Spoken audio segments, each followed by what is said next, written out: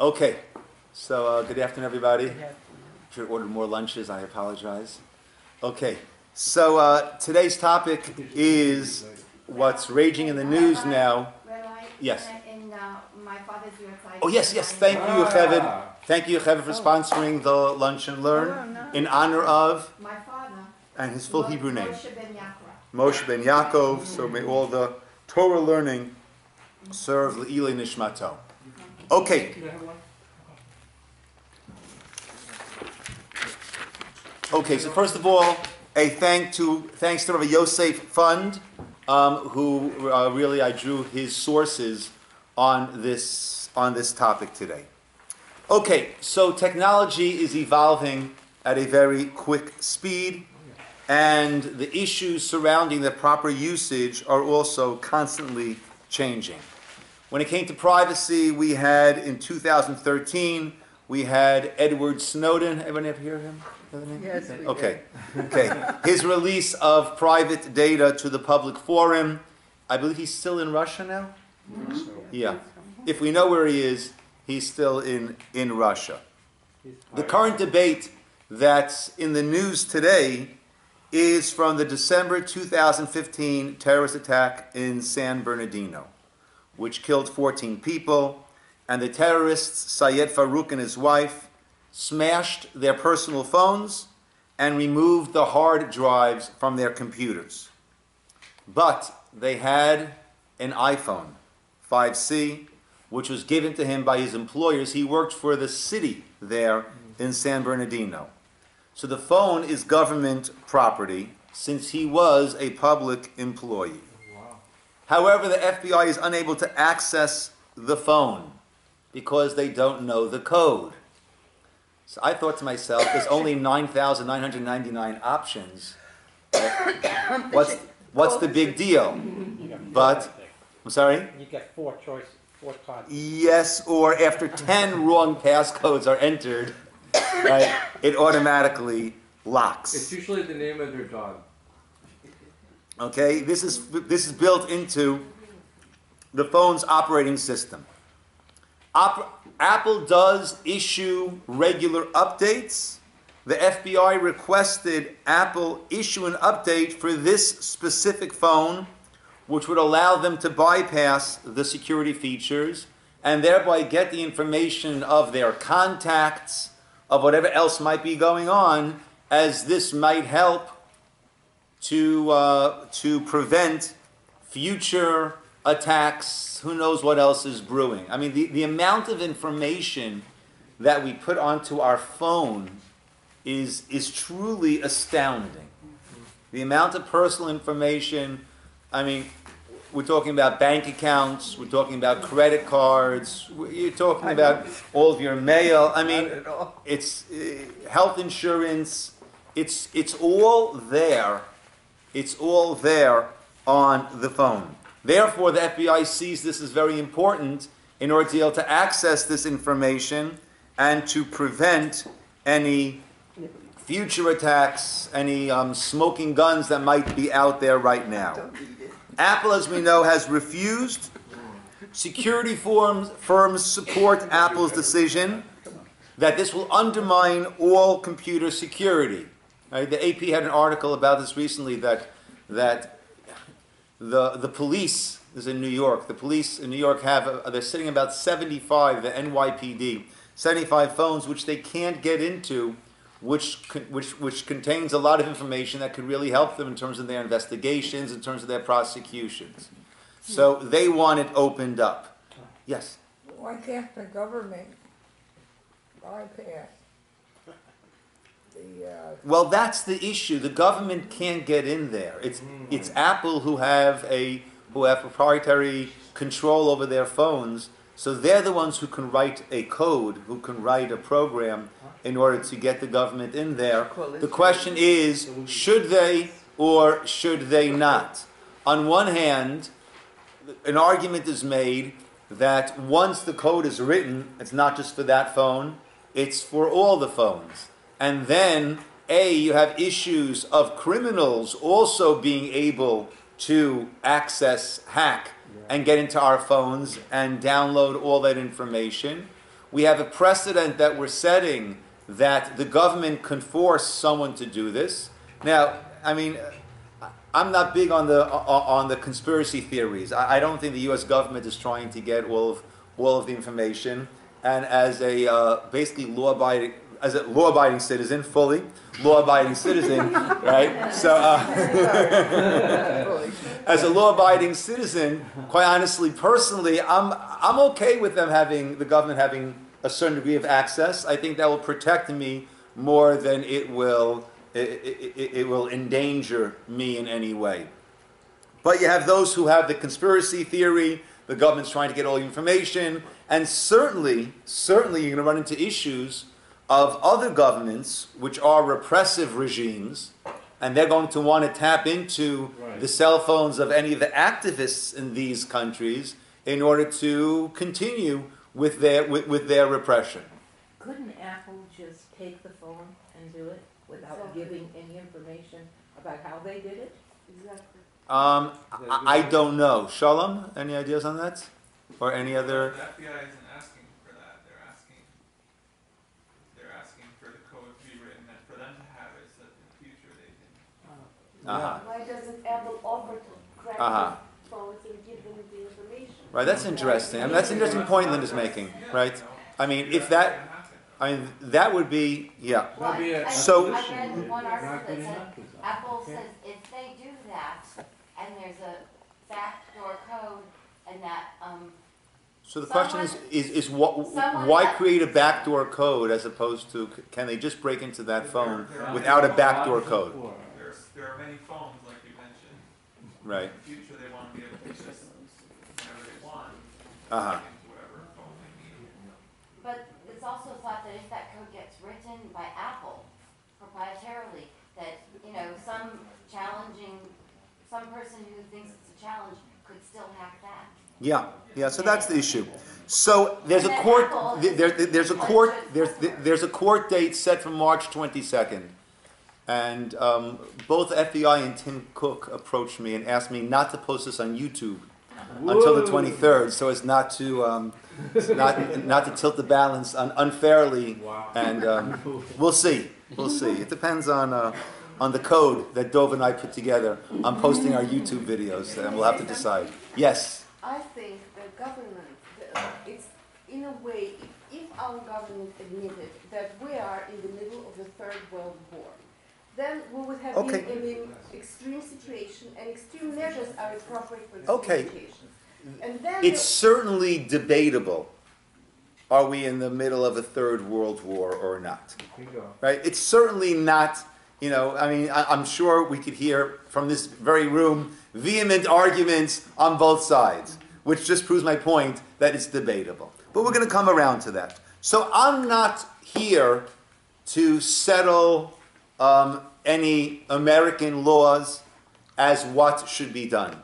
What I'm here to do is, if this case were to be presented to a Beit Din, to a Jewish Torah court of law, what do our sources indicate? What do our sources teach? And how might a Beit Din, how might a court of Jewish Torah law, that's biblical Jewish law, as it applies to the 21st century, how might that rule? And I'm not going to come out with any clear, definitely this or that. We're going to discuss the issues, and we can debate the issues up and back somewhat. Yes?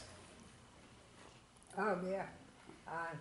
The fact is, if the government gets can get a hold of the information, it may save lives. And Yep, that's a very valid point, and that's certainly... And that's the main... Yes. Saving lives is certainly tantamount, right? But as you said, it may save lives, and it may... let's hear. So let's begin. Okay. There is a very general prohibition that we have in Torah law against revealing any secrets. Actually, the Talmud, which is the first source, we have it both in Hebrew and in English.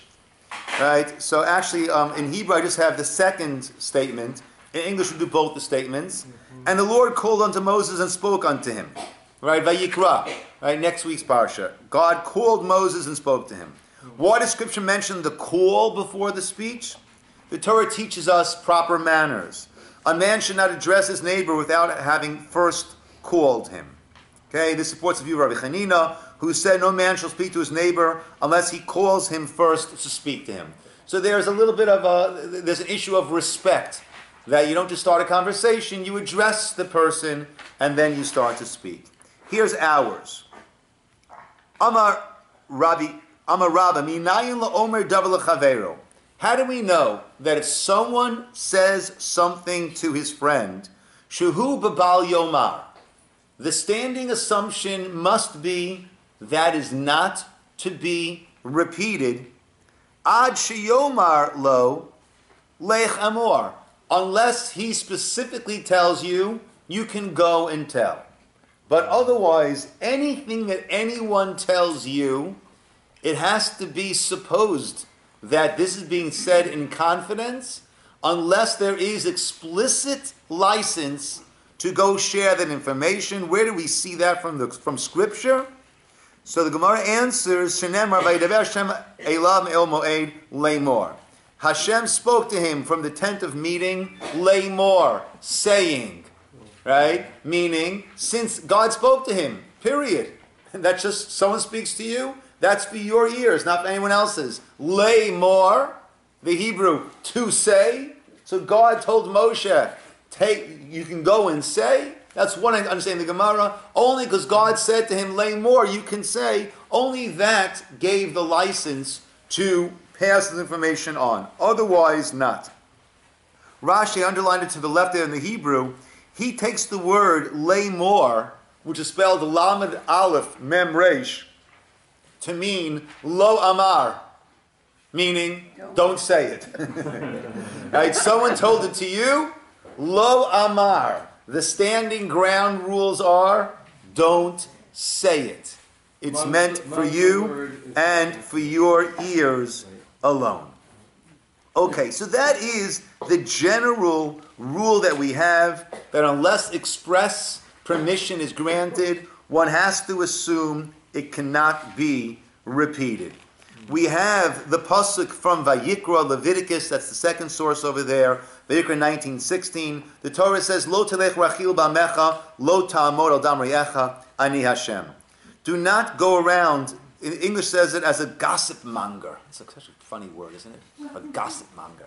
Anyhow, right? A rachil actually is a peddler, okay? And the reason why a gossip monger is referred to as a peddler, because like a peddler goes from here, picks up some things, goes to the next place, drops that off, gets some other things, goes to the next place. So too a rachil, a gossip monger, he goes here, hears this, goes elsewhere, spreads that over there, picks up some other information, moves on to his next place. So we're not allowed to go. The Torah tells us, do not go gossiping amongst your people. And fascinatingly, in the very same verse it says, and do not stand on the blood of your friend.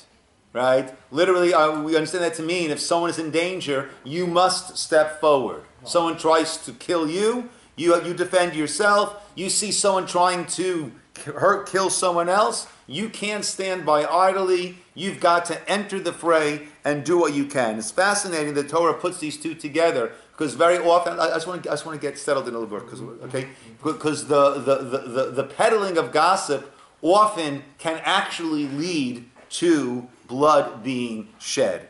Okay, so the Torah puts it together. The Chavetz Chaim, let's go through a little further. Okay, the Chavetz Chaim is Rabbi Yisroel Meir Kagan HaKohen, lived from the mid-1800s to the early, about the 1930s, right? Soon before the world, it's confusing. Soon before the World War, Second World War, is when he passed away. What the Chavetz Chaim did, Rabbi Yisroel Meir Kagan HaKohen did, was he took all of these smatterings of laws that are found in the Talmud about proper speech, and he codified it. He brought it together into a very, very clear, codified system of what one is allowed to say, what one is not allowed to say, because they are very clear halachot. Actually, his nickname, the Chafetz Chaim, comes from a verse that he based his halachic work on, which is Mia Isha Chafetz Chaim, who's the person who wants life.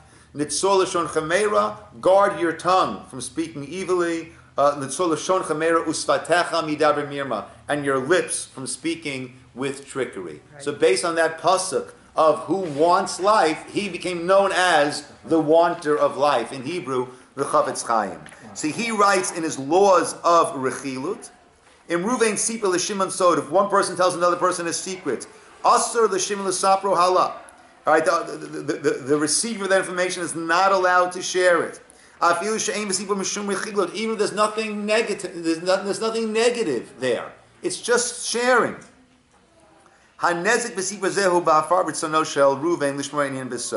The damage here is that the person told it to you, and you have to assume it's in confidence. So the damage is the damage to the trust in the relationship, and you never know what might actually be proprietary information. Right? To you it might not be so important, but who knows where this information could go and what it could cause. In the notes here, in the words of Rav Chaim Greneman, it is prohibited to take from the private domain of a person to the public domain even matters that are not derogatory, if these are matters that people are particular about. Okay, the next source is very interesting. It's actually a source in the laws of doctors. And we know in the States, HIPAA is very, very big, and that applies here also. Right? A doctor, it's talking about a doctor, but it goes well beyond that. A professional, this is from Shirei Torah L'Rofim. This is from a compendium of Jewish law for doctors. A professional receives payment for a service and gave either explicit or implicit assurance not to reveal information, may not do so. If the professional does reveal private information, it is considered as if he stole the payment. Oh, wow. Fascinating. This gets into a monetary matter. If I hire a doctor, right, then the understanding in my hiring of that doctor is that he doesn't share this information about me, right, in an unprofessional manner. Obviously, if he needs to get counsel without mentioning names, but he doesn't compromise my personal information. If he does compromise it, then the whole condition of my hiring that doctor has been abrogated. And therefore, his taking the payment from me when he hasn't provided the services that we agree to is, for all effects, basically he is stealing. Okay, so far we've been discussing issues of revealing my information or other people's information to others. How about snooping?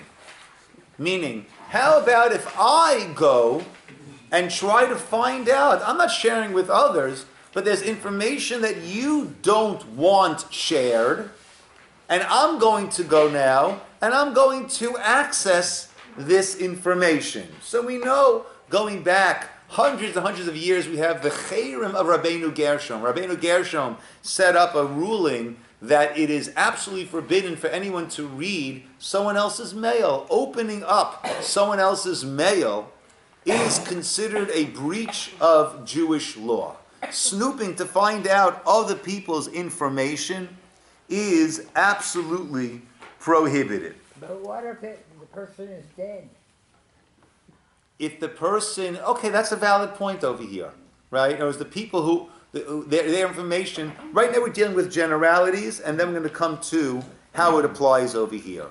So there's a sefer called Halachot Ketanot from the 18th century, and there a question was posed, She'ela, Mashinogin Lichtov, Algav Ha'igarot, Upajin, in Yeshbo Mamish, right? The different things that are written, right? Exposés that are written, and things like that, or he's trying to find information, you're going to seek information that's written there, and he writes, right?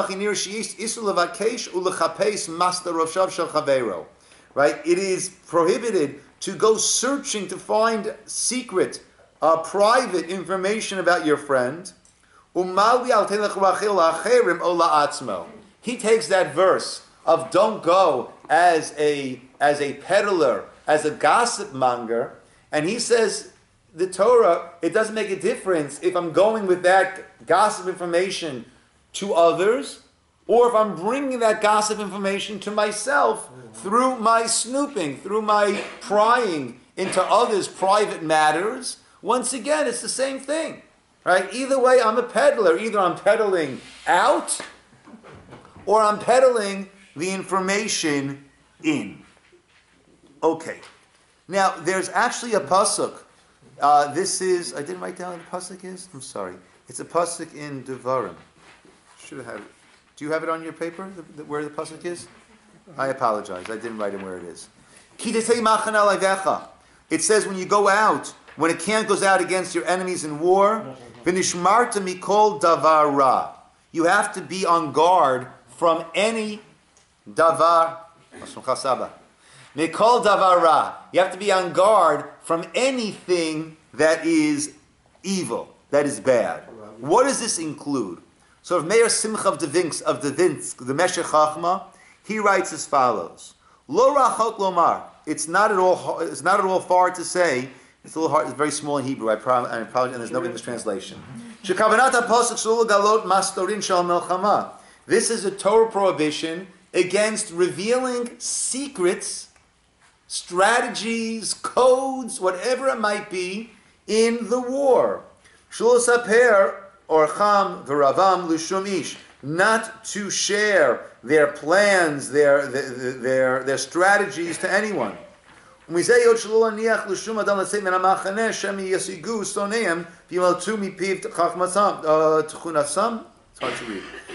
that's why it's an army base will be a contained area where they won't allow free movement of any of the soldiers to go out, because who knows if they will either willingly share information or if they could be captured and then be forced to share information.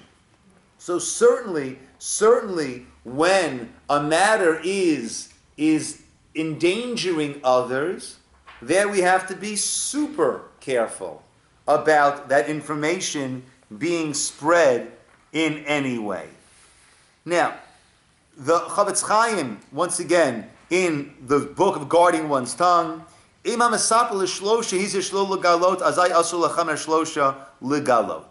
the general rule is this: if it's public information, right? If it's written in a newspaper, then it won't be considered slandering someone if I discuss it with someone else because it's already known.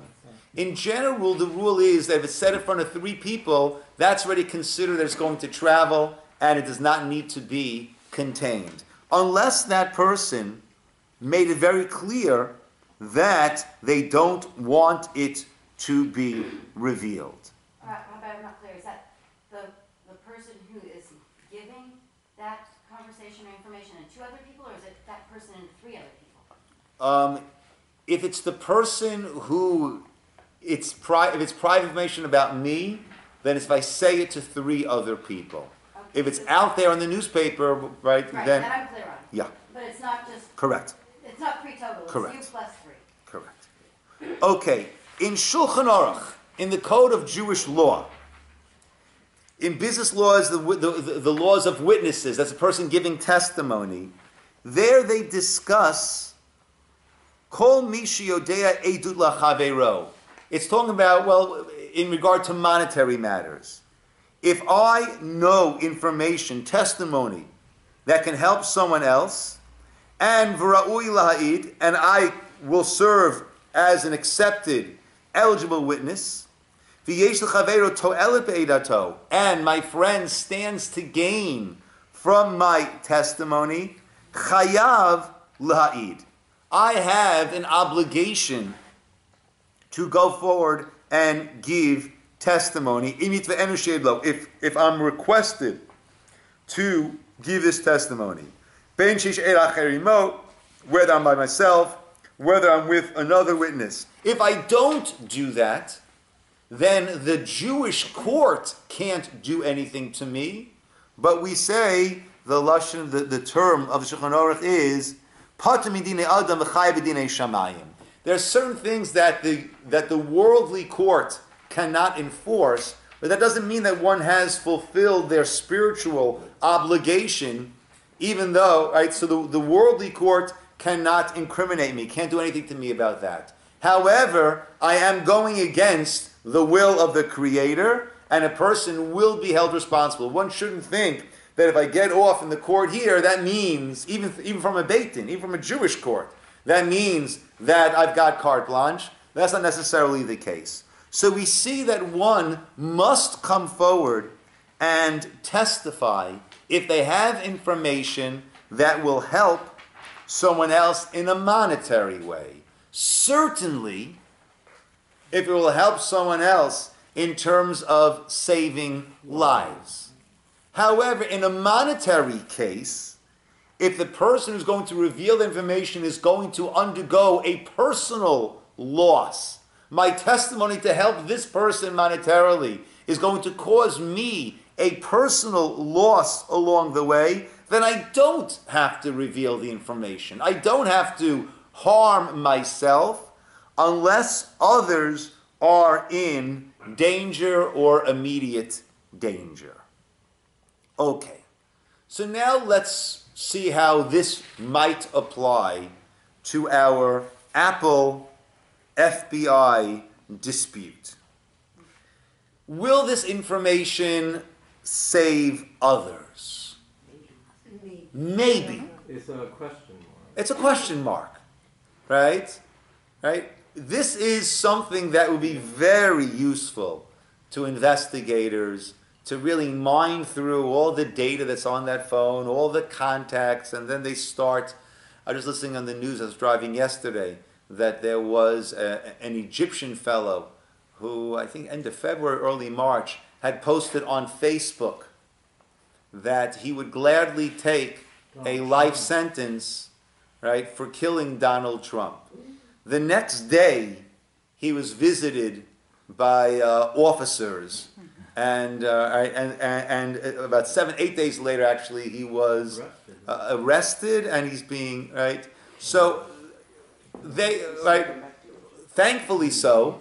I mean, I'm happy with it. Again, I don't. What I post on Facebook is not, if anything, is not going to be too incriminating, right? So I'm happy that they are all over social media, and certainly they would mine the information on these phones and see who else is connected to these murderers, and start to monitor what they're posting and where they're at. Certainly, it would be a treasure trove of potentially important information, right? How is that not snooping? I'm sorry? How is that not snooping? Well, again, if this is in order to save lives, It's not right? But they're snooping before they know they're saving lives. Well, they're not snooping and saying, oh, how about that? They're snooping in order to get information. These are people who were well under the radar, right? He worked right, for the city, right? Seemed to be, I'm talking about the Farouk Sayed, what his name was, right? He got along fairly well with his co-workers. Everything was fine. He was at the office party, right? Left a little early, came back with a gun, and killed people. I'm saying beforehand, like this Egyptian who said something on Facebook, he didn't do anything. So this is before the fact that they're actually snooping and looking at his stuff and looking. Oh, no. Yeah, I don't think Facebook is considered private information. Right? Well, you don't list it to everybody out there. You list it to your friends. Yes. I have no problem with that. Someone who's listing incendiary comment, right? We could argue, is this meant literally, not right? But I've got no problem, personally. Right? And I think from a Torah point of view, someone is posting things in a semi-public forum that could be a call to a murder or an assassination, right? We should be acting on that. Because essentially that's become the three people rule. Yeah. Because That is correct. Not only do your friends That's see it, correct. but your Yes, friends' we got. friends see it, That is and correct. You know that. Janet, we got it. Facebook- That's correct. Good point. Facebook rules. That's good. Now, there's only a remote danger then there's certainly a loss to Apple over here. Remember we said before, right? That I don't have to do it in a way that's going to be a loss to me. There's certainly going to be a loss to Apple. Right? I started to say before that the police were saying, thank you so much. The police were saying just, how hard it is because they can't get into these phones, right? On the other hand, if they can get in, the criminals can get in. And they quoted some criminals in the New York prison who are saying that this is a gift from God. Ooh. This Apple encryption is a gift from God, right? That they don't have to worry, right? So really, we have coming from both sides, right? So Very well. they're God, right? So Apple. Right, Apple might lose a lot of accounts of a lot of people who are in prison. No, but it would affect Apple and they have a very, very secure network. There are a lot of people rely on that. Right, I would say the vast majority for good reason, and there are some for bad reason. Okay, so if it's only a remote danger, so then the likely loss to Apple would absolve them from acting in a way that's going to be harming themselves. But is it remote? B, if this is a danger to a large public, right? Because look, we hear on the news, I think in Britain, ISIS, they say ISIS in Britain is trying to stage a spectacular, from their view, spectacular sort of event. Right? So if that's the case, we're talking about a real danger to a large group, so then they would not be able to be off the hook. Now, what's also interesting is this. It's not that, in the case that we discussed from the Shulchan Aruch, the Code of Jewish Law, I've got testimony. I know information. So therefore, the question is, right, my going forward, right, and presenting this information. Over here by Apple, it's a lot more difficult than that. They want to force Apple to write a new code, right? It's not simply I have information, am I going to share it, right? It's it could be. It's like a little bit of forced labor. Right? We are obligating you to do this work for us. You've got the knowledge, you've got the technological capability. We, the government, are forcing you to do this work for us. It's not simply the same thing as you have information that, right, you've got to now, you're forcing me to work, to create something. So that again is going a little bit further. It's going a little bit further. Now, I started saying that the question over here is, what would a Beis Din say? Okay, what would a court of Jewish law say? But there's another criterion here which is going to bring us to our last source. The question is, are they acting in a judicial capacity or are they acting in an executive capacity? And, I'm sorry? Yes, the FBI. In other words, there are certain things that a court in Jewish law, in a Jewish system, right, that there are certain things that the court cannot do. There are, our American system of checks and balances. So we have that also in our Jewish structure. And there's certain things that a court cannot do. There's certain things that a king, right, who would be our executive, so to speak, going back to biblical times, that a king can do and cannot do. But a king, when it comes to enforcing or forcing, obligating people to do different things, his power is greater than that of the Beit Din, than that of the court. And I brought over here from Rambam, Maimonides, Laws of Kings, chapter 4. The king is granted license to levy tax upon the nation for his needs, or for the purpose of war. He may also fix a duty on merchandise. It is forbidden to avoid paying this duty. Halacha 2, he may also send throughout the territory of Israel and take from the nation valiant men and men of war and employ them as soldiers for his chariot and cavalry. He may appoint them as his bodyguard and his footmen to run before him. He may also take the choice of them to be his servants and attendants. 3, similarly, he may take all those that are necessary for him from the nation's craftsmen and employ them to do his work. He must pay their wages.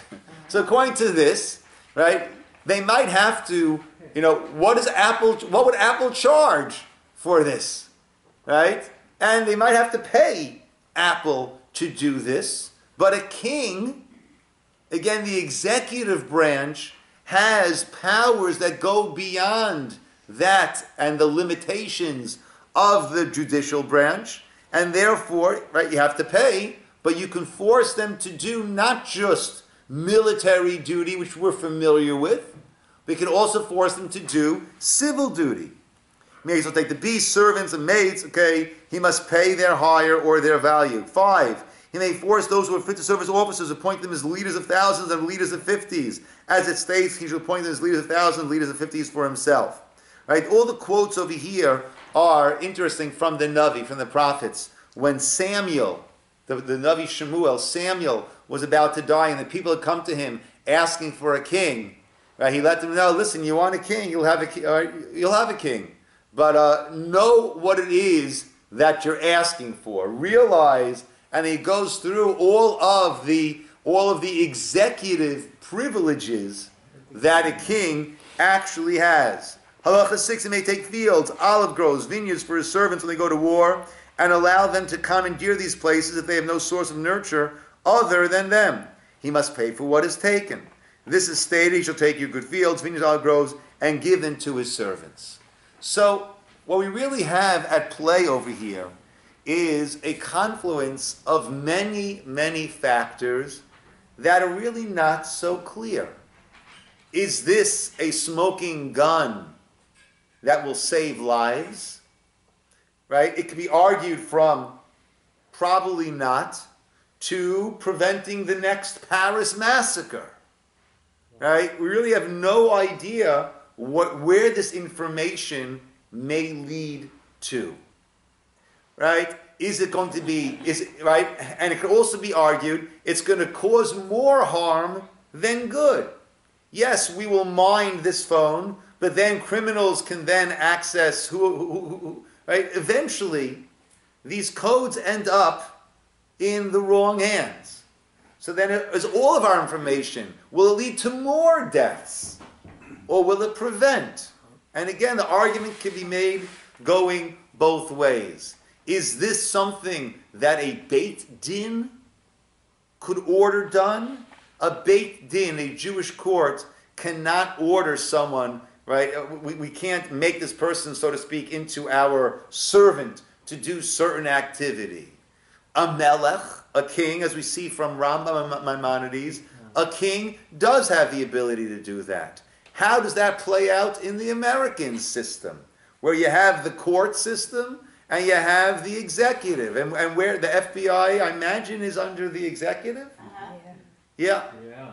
So Yeah. it's going oppositely because they had to file in court to compel Apple to help reveal. Yeah. So the FBI had to go the opposite way. Yeah. From executive to judicial. Do the laws for the king, the things that he's allowed to do, is that for any king, even if they're a bad king, doing things that they shouldn't be doing? Okay, so even the executive branch, even the king, there are parameters wherein he must remain. Okay? And he can get these people to do different things. He too is restrained by the Torah. Right? The laws of the Torah apply to the king as it does to any other person. Right? Actually, the king has to carry around a Sefer Torah, a Torah scroll, at all times in order, because everyone's bowing down to him, because he is the sovereign, He needs to be reminded that he is a human being who stands before God as any other human being does, right? So he would not be allowed to break the Torah law, but he does have this executive control over the people, over work, over taxation, and things like that. But can he force somebody to reveal information about somebody else? Like, how you're not supposed to... Who wrote the Torah laws? So one second, okay? I'm sorry, Sean, what were you saying? Can he, something that that we're not supposed to do, like, speaking badly about somebody, can the king ask a person... A Beit Din could do that. Sorry? Even a Beit Din, even a Jewish court can... But for what? But they need to have a reason, right? There has to be a... Yes. Yes. So I guess it comes down to the reason. Not under any circumstances Correct. can a king force Correct. to do anything. Correct. We view the Torah law as being of divine origin. Both the, Man wrote it. well, we view Torah law as being of divine origin. Some of it is the Torah written law, some of it is the oral law, right? But that's how we understand the Torah law to be. Okay? We understand it, but actually the men wrote it. Well, that might be your opinion. I mean, I don't think God came to them like he did to Moses. That's everyone's entitled. Everyone's entitled to their opinion. My opinion is different. Moshe Yes. took shorthand. Yes.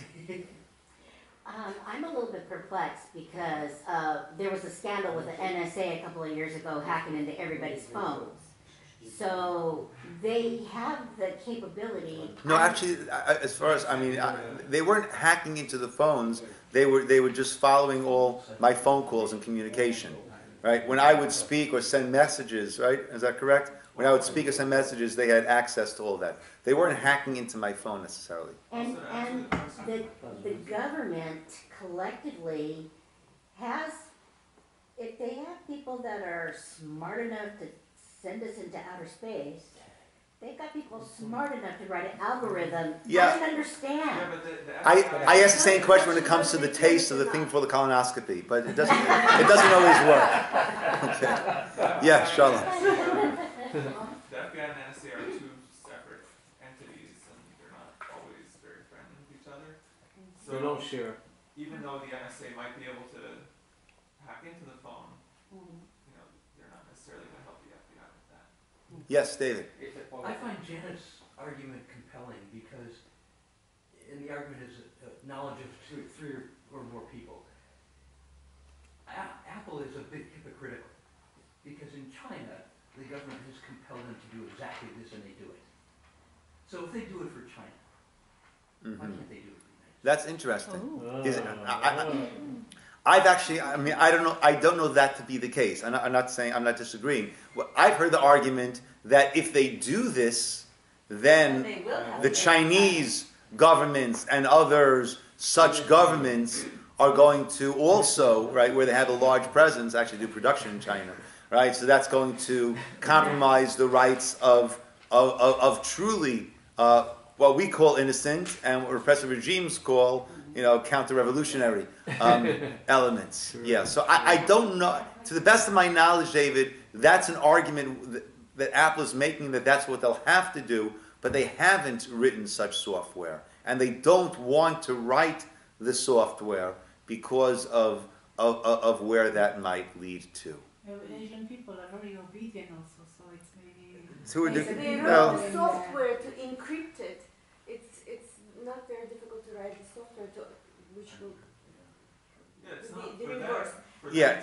I don't understand why FBI just is not asking them to produce results of this. That's interesting, right? That was a question Linda asked, right? Instead of writing a whole, or it could be the only way that Apple is going to get in there is through software that needs to be written to get in there. And once it's written, it's written. They can't just open up this phone. Right? It's not they take a screwdriver, open it up, and then we're good. No. Right? So I think I would imagine that they, even for them, for Apple to get in and to get this information and not to share this code with anyone else, But for Apple to get in there and to get into that phone, they need to write a certain code, which could then be used for iPhone 5Cs, and could possibly jeopardize the information that everyone has on their phones. Warren, this is your field somewhat, isn't it? I thought it was a slightly simpler issue that the phone is locked and I need to unlock the phone. And to unlock the phone is not unencrypting the phone, it's just allowing you the luxury of just trying every combination of password that's out there. Right now it's set to 10. Lock the phone and destroy it. After 10 tries. Done 10 tries or whatever. And it will. So it's really not necessarily having to write an algorithm and unencrypt it, it's to allow you to get the key to view what's on the phone, but by using a kind of brute force attack to Interesting. open up the phone. But if you, I'm sure that- that's an easier hack than to get everything. Right, that's the point, is that if they allow you to unlock it this way, then anybody can unlock That's a anything. much easier Right. hack. Right. I guess just take off the limit at 10. Again, once that becomes the case, so anyone then anyone who actually physically steals a phone would also be able to access that We and need another do the Riverside same. event. I'm sorry. We need another God. Well, we don't need, but God chas forbid v'shalom, we heaven don't. forbid. Is it because that kind of law, the Jews went willingly into Hitler's, yes, No one went willingly. huh? No one went willingly. Nobody what? Nobody went willingly. So what Yeah. is the Jewish perspective? Summary. The Jewish perspective is that it's a complicated issue without a clear cut. If this were a decision that was being posed to a Jewish court, I can guarantee you it would not be addressed to me. Okay, and you'd have the top halachic minds who would not just gather sources and present the different sides, but would be forced to reach a conclusion on it. Right? I'm not anywhere near that stature, and I was kidding when I said that Tim Cook and FBI called me. They didn't really call me, so no one's really looking at me for the answers to these questions. I'm sorry. It seems What did he say? the baked-in That they were looking for is would have to kind of pass, because they could not compel Apple, but the baked-in could refer it and pass it to a king. Perhaps. And say, this is a matter Perhaps. for king. Perhaps. So there are really two issues in the summary that leave it blurry, I guess, if I'm hearing you correctly. One is the fact that there's no clarity on whether, no specific, definite clarity on whether there's a life and danger issue, Right. to the extent that we need it. And Kimi argued that it would cause more danger, right? Going the other way, to do it could be more dangerous than to not do it. Right. It could That's even one be, and I one mean, end. that's really the full spectrum on this. And there's on the that issue of aspect. whether Beit-Din can compel. Correct. And- Correct. If a but- Beit-Din could compel. However, in the event, if it was a king, an Israeli king, absolutely could do it. It would seem, yes. It I would. don't It think would it seem did. that it'd be clear that a king Sure. would be able to do that. I don't think Who's in Jewish Jew? law should make Jews a pushover. Neither do I. for anybody who- Neither. I agree. Yes. Beit-Din can compel people to testify. They do on Rosh Chodesh. If you They see the can- new moon, yes, you Beit-Din have to can come. compel someone to testify. They can't compel me to create something. So if there's no king, then that answers the question. Well, a Beit-Din, it would seem, right, could not, unless, right, yeah, yes. I mean, the question is, as some of our techies have brought up, just how much real algorithms, real code needs to be written to just be able to get into the phone. But, I mean, but it's not a question of how. So can the Beit Din tell the person, force the person to jump around in a circle? It's very easy. Right. But like, is that are we talking about difficult work, or they can't tell them to do any work? Well, Force them. if we're talking about a situation where lives are in danger, then even the Beit Din would be able to, right, in the absence of an executive, even the Beit Din would be able to assume some more powers.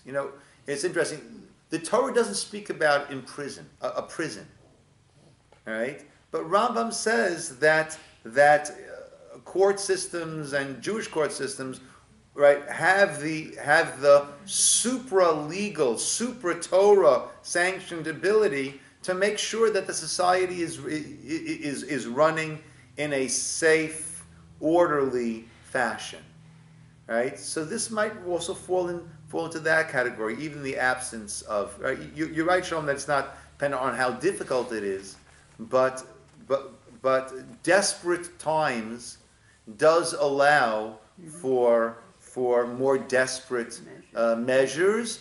And again, the question is, right? These are people who are dead, right? And how much information? Again, it might prevent the next massacre. It might be a bunch of dead ends. It might open up the Pandora's box, right? So really, it takes a bit of prophecy over here, right? To really ascertain where this is going to go. So if this were a being posed to a Beit Din and the Beit Din needed to decide it, these are all factors that would be going into their decision, and like I said, it would be decided by people head and shoulders above myself. So where they would go with it, it's hard to say. It leaves us with a question. I'm sorry? It leaves us with questions. It leaves us with a question. That is correct. We are left with a question, right? And I wonder on March 22nd, we'll see if we'll be left with a question then also, even from the legal point of view, where things are going to go. I think that's when the court case is set for. Okay, my friends. Thank you, Rabbi. We'll call it over here. That first there, Sorry? is that a problem?